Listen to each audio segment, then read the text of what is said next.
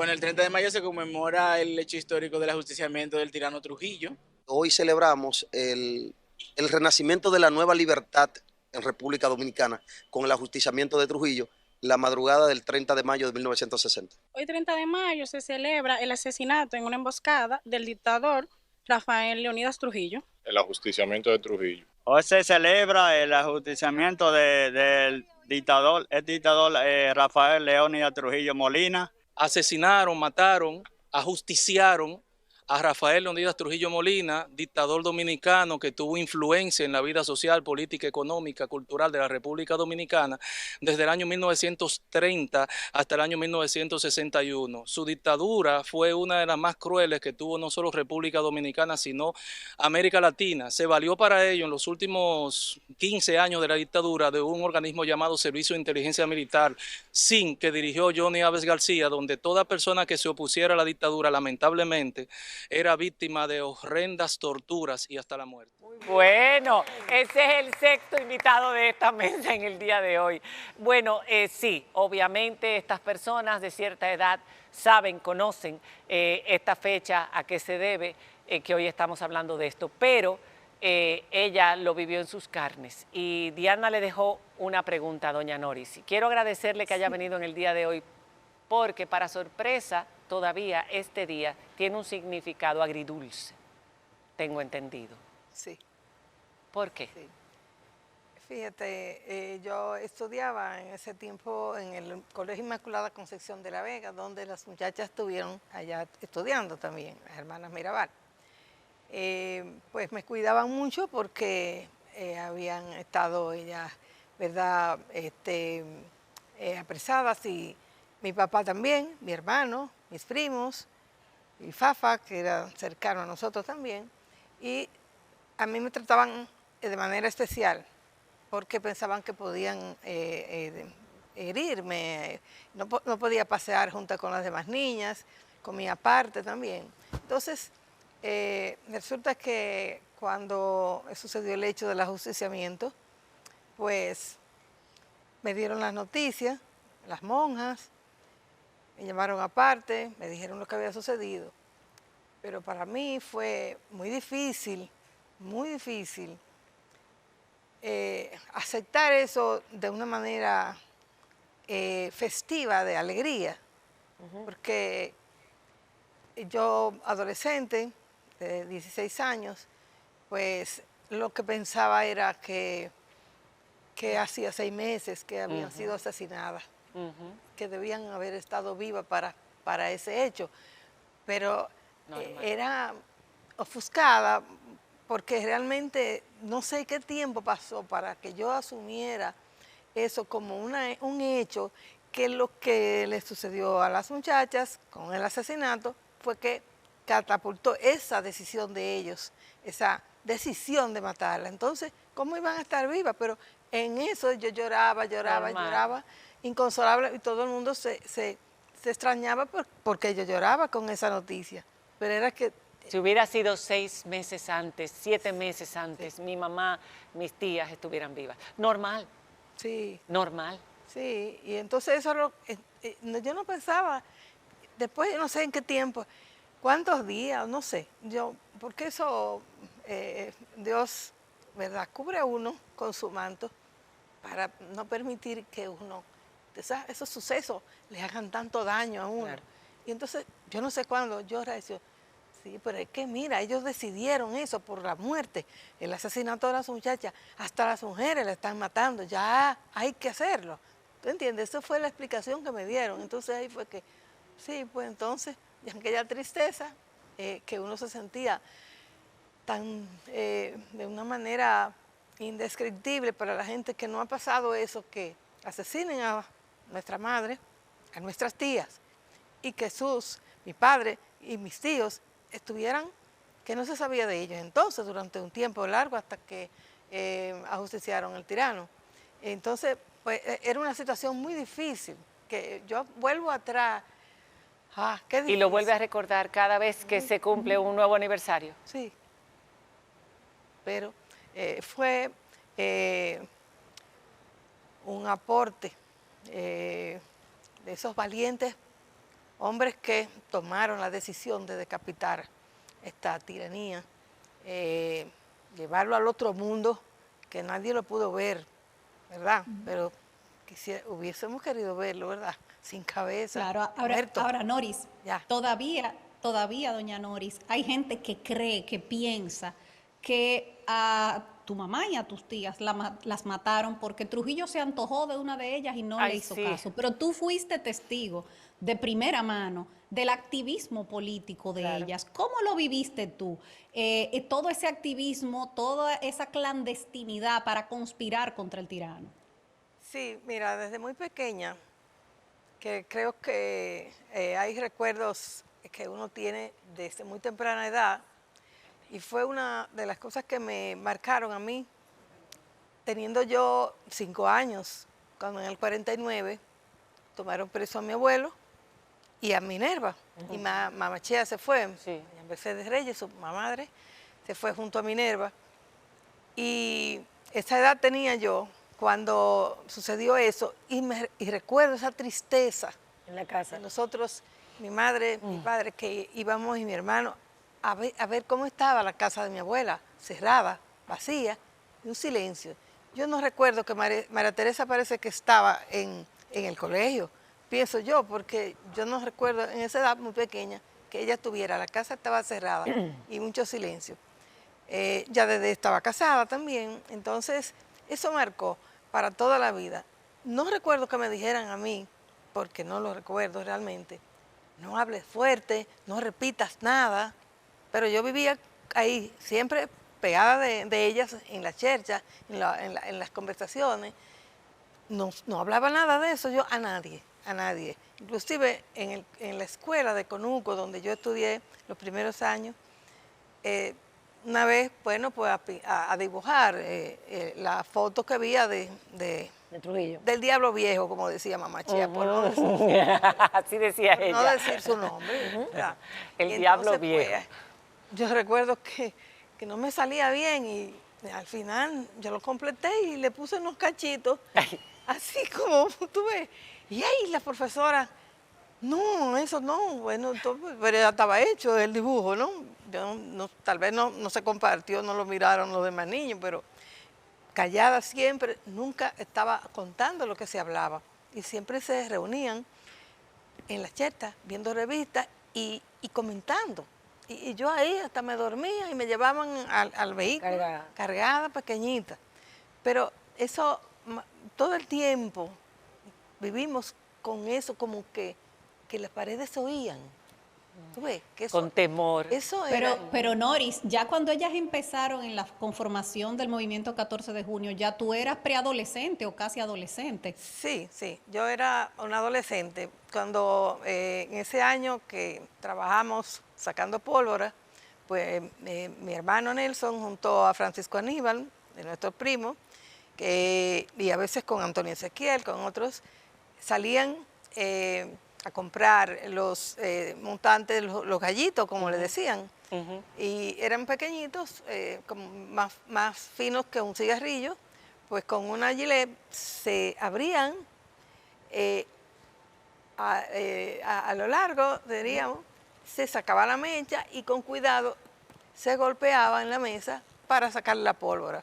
Encima de eso lo entrábamos en una lata de polvo talco, también para también sacar lo último, ¿verdad?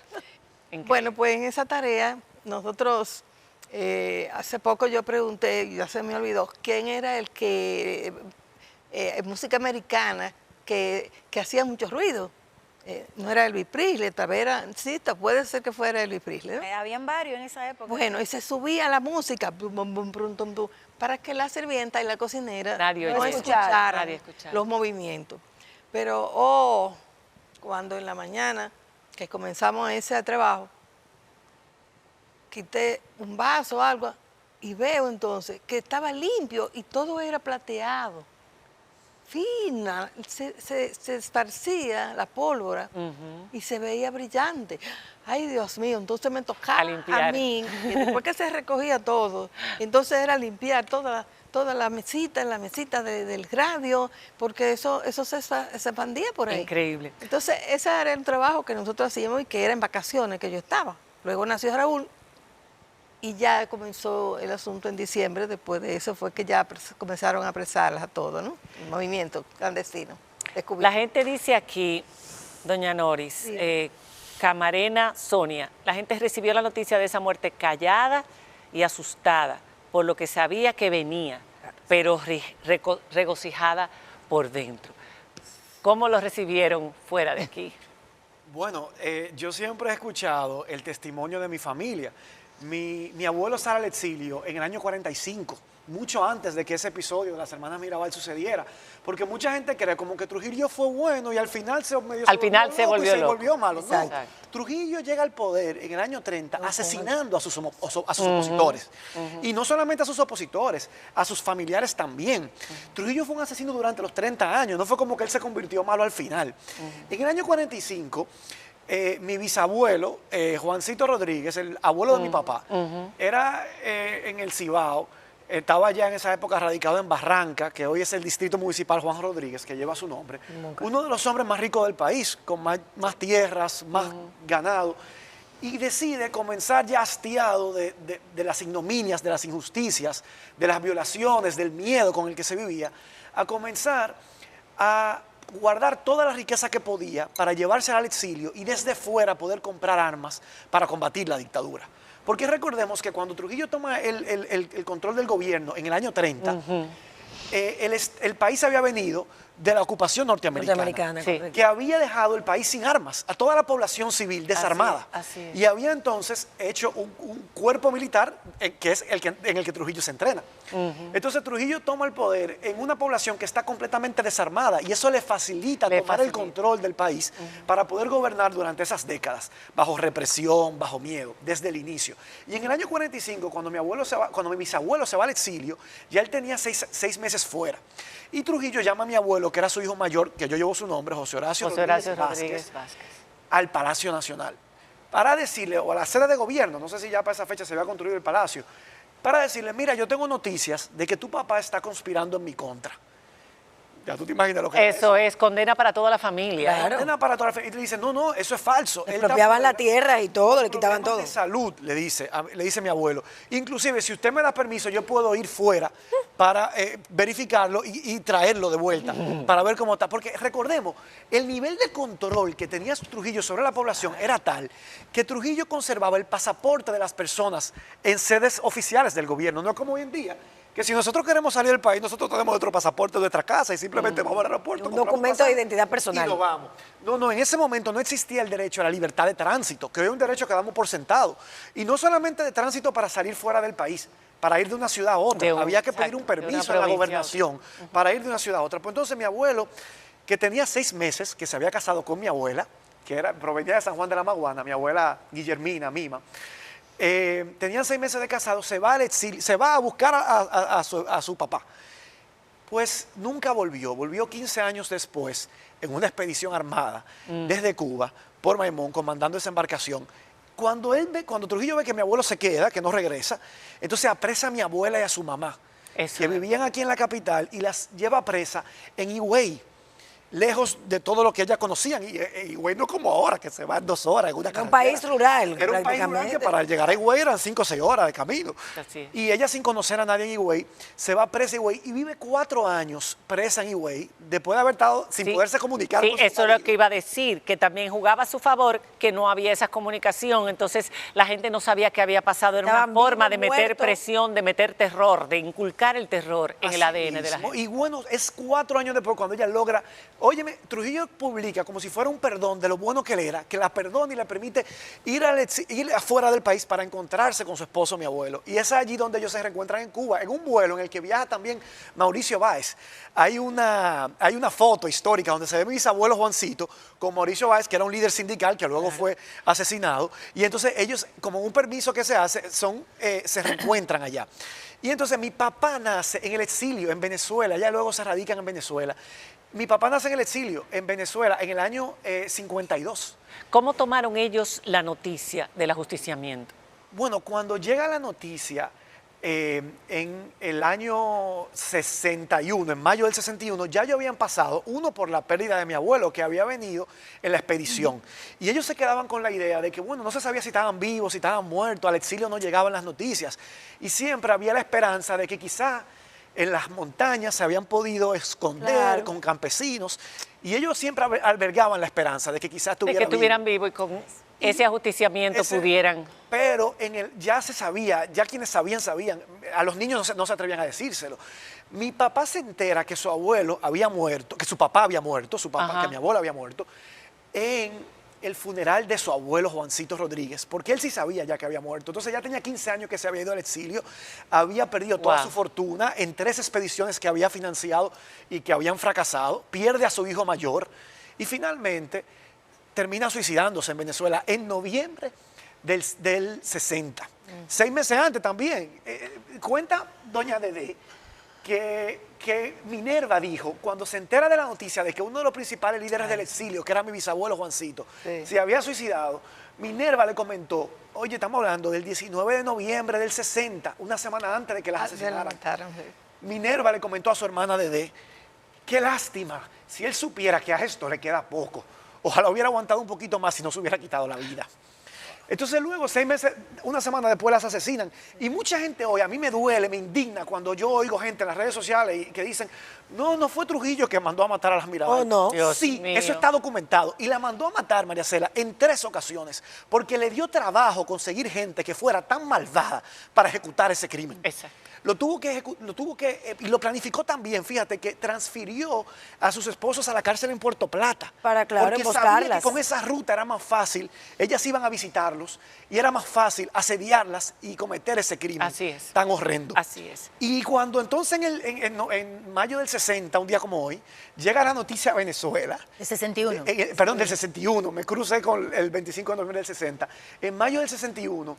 llega la noticia, bueno, mi papá cuenta que él tenía ya 9 años casi, llega de la escuela a la casa y se encuentra a la familia celebrando que habían matado a Chapita. Ellos meses después llegan al país y hay una escena que mi papá cuenta que yo tengo como grabada como si lo hubiera visto, aunque yo no había nacido. Y es que ellos salen del avión y él recuerda ver a su abuela arrodillarse, bajar la escalera del avión, arrodillarse en el piso y besar la tierra.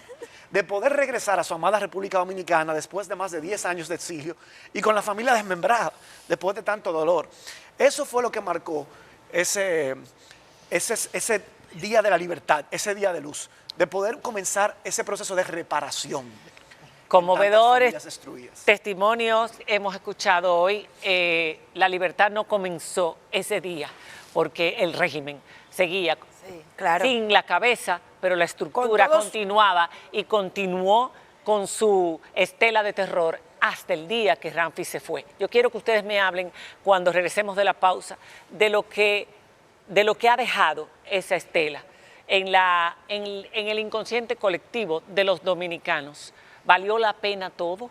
En todos los sentidos. ¿Por qué todavía permea esa mentalidad en muchas personas de que un Trujillo en República Dominicana hace falta? Cuando regresemos después de la pausa. Dentro de ellos estaba Antonio de la Maza, Antonio Hilbert Barrera, Pedro Livio Cedeño, Inbel Barrera, Roberto Pastoriza, Pedro Livio Cedeño, Inbel Barrera, Teniente Amado García Guerrero, a mí me matió. Antonio Inbel Barrera, Antonio de la Maza, el Teniente Amado García Guerrero, entre otros. Roberto Pastoriza, el Teniente Amado. Fue un complot de varias personas que en un momento fueron cercanos a la dictadura, pero luego se dieron cuenta de lo ingrato y duro que fue no solo la dictadura para la sociedad, sino que les tocó a ellos mismos. Sobrevivientes estuvieron Inver Barreras, que era militar, Luis Amía Matío también era más bien político, Huáscar Tejeda, Antonio de la Maza, Roberto Pastoriza, pero Livio Cedeño es un caso interesante que quedó herido cuando mataron a Trujillo. Lo llevaron a la Clínica Internacional. Por cierto, José Joaquín Puello fue, cuando era médico interno, pasante, quien le dio asistencia, y la misma persona del Servicio de Inteligencia Militar fueron allá estando ahí herido, lo torturaron y le hacían preguntas. El teniente Amado García Guerrero también estuvo, que lamentablemente murió también, lo mataron, pero los que quedaron sobrevivientes, en noviembre del 61, en la Hacienda María, el hijo de Trujillo, Rafael Díaz Trujillo, hijo, Ramfis Trujillo, él mismo los mató a todos. Solano nos acaba de decir, ustedes han dado un palo porque doña Noris nunca había hablado en televisión y ese testimonio de José Horacio tampoco se había escuchado. A mí me gustaría, la verdad es que... Y hay que decir, María Cela, que se nos olvidó ahorita que ella no es solamente la hija de Rafael Solano, sino de Piqui. De Piqui Lora. No, pero yo no. No, sí, una guerrillera. Lo que pasa, sí, pero exacto. Lo que exacto. Y que lo que pasa es que yo quería hablarle de su papá, que hoy fue reconocido en el Boulevard de las Estrellas, pero no es por eso que está aquí. Decía de ese sacrificio también. Nosotros somos débiles con su padre, y tú lo sabes también. Vamos, doña Noris, para cerrar. Cuando usted escucha a gente hablar de que aquí hace falta otro Trujillo y cosas así, ¿qué le dice usted a esas personas inconscientes que inconsciente o conscientemente hacen esos comentarios, los externan? Sí. O actitudes trujillistas. Sí, es que no se imaginan, no está en los libros de texto de educación, no está toda la historia, no es que se vaya a contar todo, pero es lo más importante para que ellos aprendan cómo se vivió y qué es lo que hay que cambiar. Si las personas cambian la manera de pensar, cambian el país y no vuelve a suceder nada de los horrores que ocurrieron en esa época. Imagínate tú, nuestra familia, con los niños pequeños, porque Nelson, mi hermano mayor, y yo éramos los que estábamos más grandes y conscientes. Todos los demás estaban pequeños. Y ver aquella familia unida todas junto con mi abuela, que gracias a Dios fue una persona ejemplar. Un pilar. Un pilar que varias personas de las que sufrieron mucho, como el doctor doña Sofía, la esposa de Tejada Florentino, ¿verdad? Sí. Y Arlete Fernández, por ejemplo. Claro. Cuando sucedieron los hechos que, ¿verdad?, terminaron con la vida de sus esposos, fueron donde Manché a ver cómo ella tuvo el valor. ¿Cómo pudo? De sobrevivir. Sí, sobrevivir. Y ella les decía, tengo que quedar viva, tengo que permanecer viva para educar a los niños, para educarlos, solamente por eso. Entonces el sacrificio de ellas para obtener la libertad, gracias a la decisión de este grupo de hombres valerosos, ¿valió la pena? Sí, porque se liberó todo el país, aunque nos doliera mucho perder a nuestra familia. Así es. Tiene que educarse mejor, para que tengamos un país mejor. Para que las nuevas generaciones tampoco olviden. Sí, claro. Fafa, ha costado mucho esta libertad. Bien. ¿Cómo? Ha costado mucho esta libertad. Mucha sangre. Mucha sangre, mucho dolor. Miren, brevemente, sabiendo el tiempo. Un minuto nos queda. Cuando se construyó la República, Pedro Santana hizo que le agregaran a la Constitución con la fuerza el artículo 210, que era autorizar la supremacía de los que mandaban sobre todas las otras cosas. Eso estuvo metido en todos los políticos dominicanos. Y con Trujillo alcanzó el máximo nivel porque Trujillo fue el que monopolizó todo. Claro. Y dejó una idea de la política. El político que no aprovecha el poder es un pendejo. Pendejo. Y hasta ahora, aquí no se había enfrentado esa herencia del trujillismo, de que la política es un servicio, no un negocio. Hasta ahora. Y desde ese punto de vista es la primera vez que un gobierno inicia una campaña para enfrentar la corrupción y para obligar la rendición de cuentas. A 62 años. Ahora estamos en ese Y falta todavía. Pero yo no quería dejar de contarle a ustedes un detalle, porque yo soy hijo espiritual de Minerva y de las hermanas. Esa mujer tenía una flema tan grande que Trujillo, que era un abusador teniendo a todo, se lo llevó para San Cristóbal a un acto. La pusieron a bailar Moya Alonso con él y Trujillo apretó a Minerva. Y Minerva se paró y le dijo el jefe, a usted no le gusta mi política, porque se estaba acostumbrado a la sumisión. Y Minerva le dijo al jefe, jefe, no me gusta su política. Ajá. le voy a mandar 4 oficiales para que la convenzan. Y Minerva le dijo, ¿y si yo lo convenzo a ellos? Entonces, el otro detalle de Minerva, que es insólito, miren, yo tengo siempre mucha angustia recordando las cosas, pero el día que ella murió, Minerva estuvo a las 10 de la mañana en su casa y salió donde un negociante, un empresario que vivía ahí, que era donde estaba el chofer que la acompañó.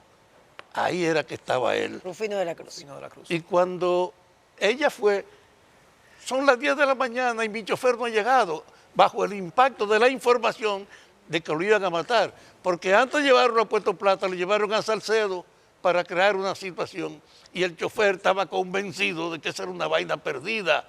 Y entonces es ahí que Rufino de la Cruz se para y dice que va. No era el chofer, fue un hombre que se integró sabiendo esos riesgos.